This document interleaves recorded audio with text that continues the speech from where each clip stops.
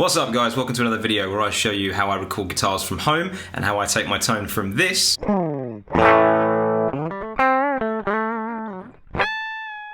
to this.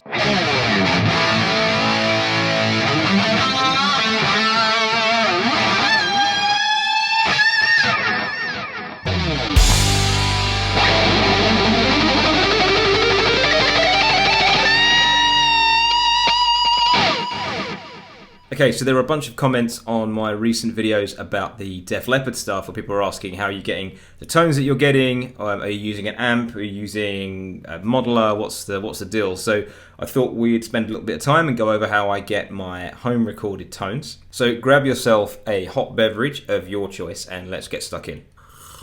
So here we are inside Reaper. Reaper is the DAW that I choose to use, mainly because it's good and cheap. I like Reaper. You can run standard VST plugins in it, so I chose to invest my money in plugins rather than in the actual DAW when they all more or less run them anyway. I'm going to preface this video by saying that I am by no means a studio engineer, recording engineer. I've just spent a bit of time in studios and a lot of time recording at home. This is what works for me. It's not necessarily right, but I like it. So what you're going to see here is I've got a bunch of different tracks. These form part of my kind of main template. My lead tracks here.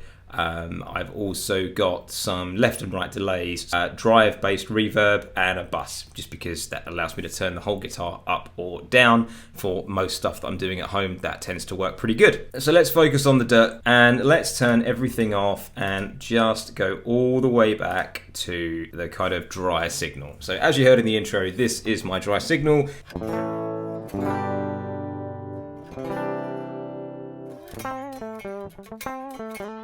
Okay, so let's take a look at the amp sim I'm using. So there's no pedals, I'm going guitar straight into my Focusrite interface. There's nothing special going on here whatsoever. Here is my amp sim that I use for most of my lead stuff. It's called the Roots package. I believe this preset or this amp was kind of designed in conjunction with Ryan Bruce or Fluff. It sounds great, especially when you kind of really dial it in. I like the ML SoundLab stuff. It's reasonably affordable, and I bought the JSON 800 pack that they do. That's really good as well. This is just what I prefer for lead work. As you can probably tell based on the image we see here, it is based on a EL34 5150. So I did my kind of usual thing. I start with everything at 12 o'clock and I tweak it from there. The gain's more or less halfway. The lows are dropped just a little bit. The mids are pretty much halfway, and a boost on the highs and the presence. And the input here, this is just to balance the input of your signal. So this should kind of illuminate with a little red light here when you're hitting kind of big heavy stuff, but it should be off most of the time, so then you're not clipping. The pedal board section's great. They've just got some drive, noise gate, and a reverb. I don't tend to use the reverb in this, but the noise gate's really good, as you'll hear. Yeah, these amps are noisy. Noise gate works really well. It's reasonably responsive. And the drive works a lot like a kind of input boost, like a kind of cleany input boosty type thing. I pushed the tone a little bit just to kind of bring out those highs, a little bit of drive, and kept the level reasonably low. That kind of front end input compression that you'd get from putting a tube screamer or something in front of an amp without necessarily making your tone too muddy. So let's hear just the amps, and I record two tracks, pan hard left and hard right, and I'll show you why we do that in a minute. But this is the amp with pretty much nothing else. In fact, it is nothing else. It's just the amp.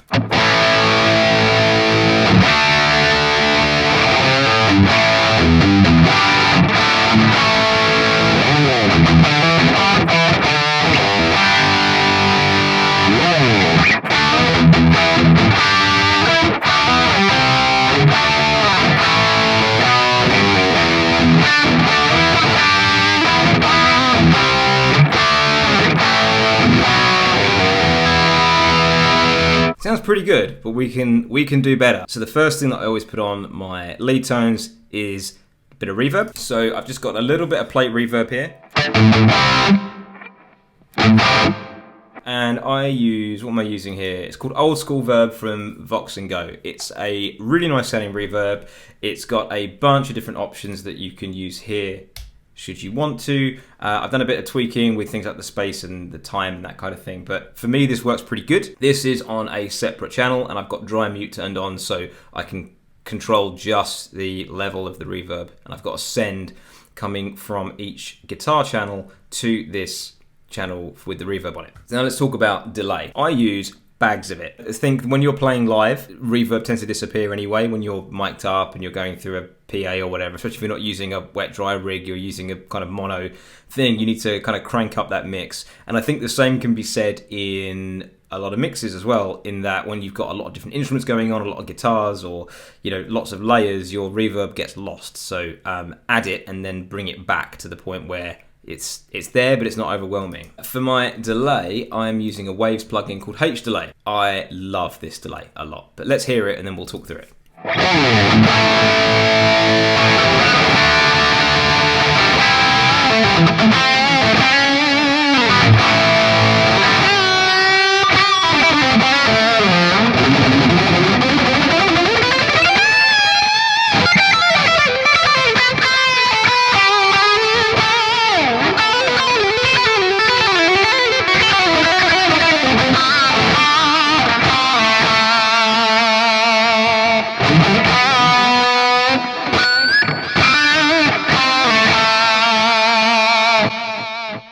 Big wide delay.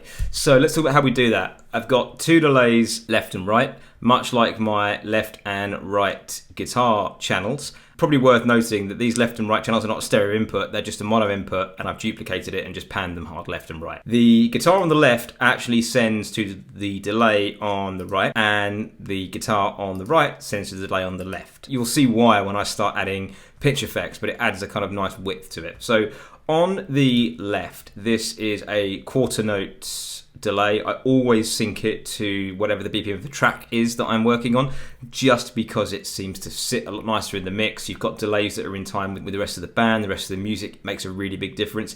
Even live, I've got a tap tempo pedal that I use to sync my delays up because I think it makes a huge impact. Fairly low feedback. If I just show you the left delay, you'll hear the repeats.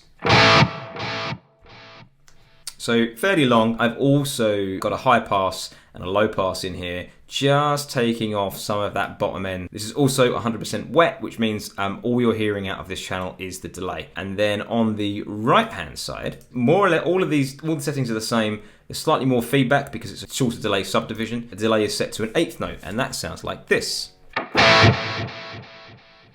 Next up, just a touch of EQ on the lead guitars. I'm basically doing an extreme low roll-off, so I've got a high-pass filter or low cut filter, however you want to phrase it, here, and that's at about 91. Up here, I've got rolled off the extreme highs at about 12k. This is that fizziness that you don't want, and there's a small cut here at about 375 hertz. That is because that's where that boxy sound lives, and I'm still not completely happy with the fact that I've eradicated it, because I've not. So that's the EQ, and that just adds a nice little bit of sugar on the top. Okay, so now let's take a look at what I believe is the star of the show, and that is micro pitch detune. So back in the 80s, it was very common to have a bunch of rack gear, and one of the items in that rack would deal with micro pitch detune, and you're detuning your signal by 3 cents or 6 cents or whatever it is to achieve that stereo width. And this is the reason that I have my two guitar tracks panned hard left and hard right. My hard left track is unaffected with no pitch effects. My hard right track has some stereo detuning on it. So I use this. It's a doubler. It's a Waves plugin. It's very good. I like it a lot.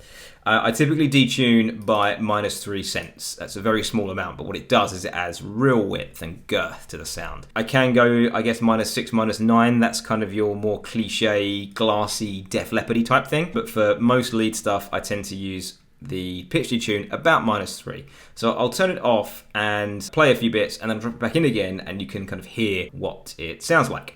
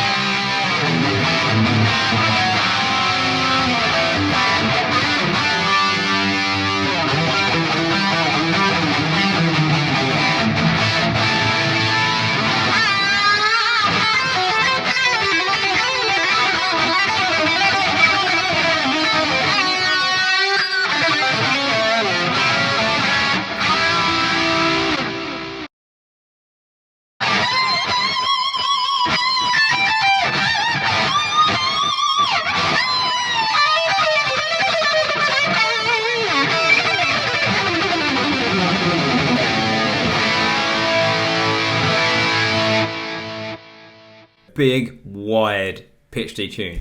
If I up that to, let's say, -6, what you get is an even wider detune effect.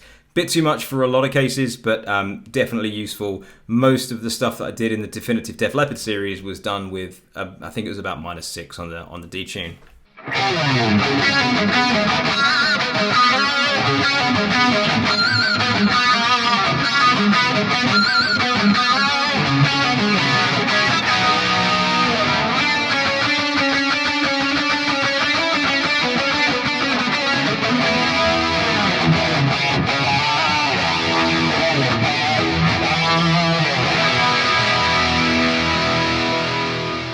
Definitely got its use cases, not everywhere.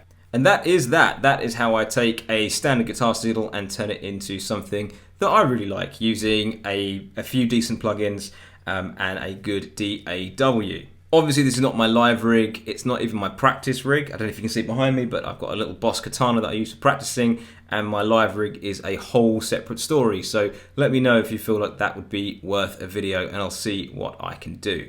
So I hope this has been valuable. I hope this has answered some questions to the people in the comments that were asking about tones. Anything not clear, drop me a comment. Thanks everybody, take care and stay safe.